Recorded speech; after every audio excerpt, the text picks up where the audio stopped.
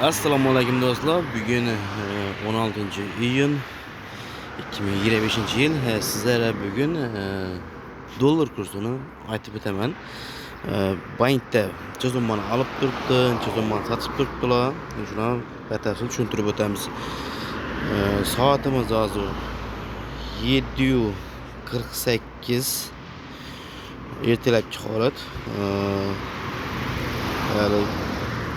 O'zgarmagan chiqar bir qator aytib o'tamiz. Birinchi Capital Bankni ko'ramiz. Capital Bankimizda 1 dollarimizni 12.750 so'mdan sizlardan sotib oladi. Agar sizlarga sotishi bo'lsa 1 dollarimizni 12.820 so'mdan sotadi ekanlar. Euromiz esa 1 euromizni 14.200 so'mdan satıp aladı ekanlar. Sizlere satışı ise 15.080 so'mdan satadı ekanlar. 1 euromizni. Kazak tengemiz Capital Bank'ta 23 tiyindan netadi ekan. Masalan, 1000 tangangiz olsa 23.000 so'mdan satıp aladı ekan. Sizlere satışı ise şu 26.000 so'm ekan. 1000 tengemiz. Rublimiz ise 1000 rublimiz 150.000 so'mdan sizden satıp aladı. Eğer sizlere sataman dese 163.000 so'mdan günü satadı ekan. Endi ise hazır Mikrobankni ko'ramiz hozir.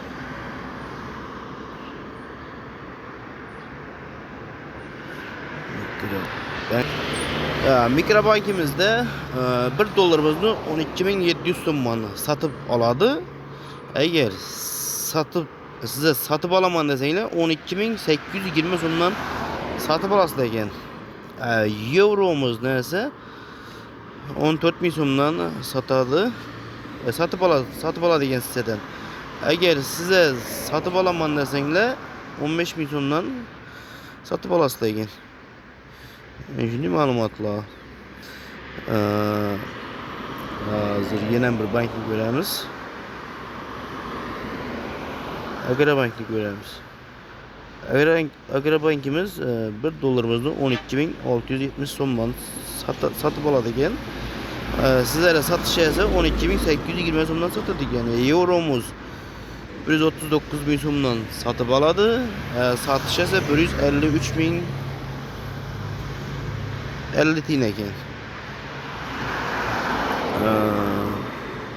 Rublimiz göstermedi ekan, lekin sizlarga sotishi 170 so'mdan sotadi ekan. 170.000 so'mdan. 1000 rublimizni. Shunday ma'lumotlar do'stlar. Sog' bo'linglar, salomat bo'linglar. Kanalimizga yangi bo'lsanglar obuna bo'linglar.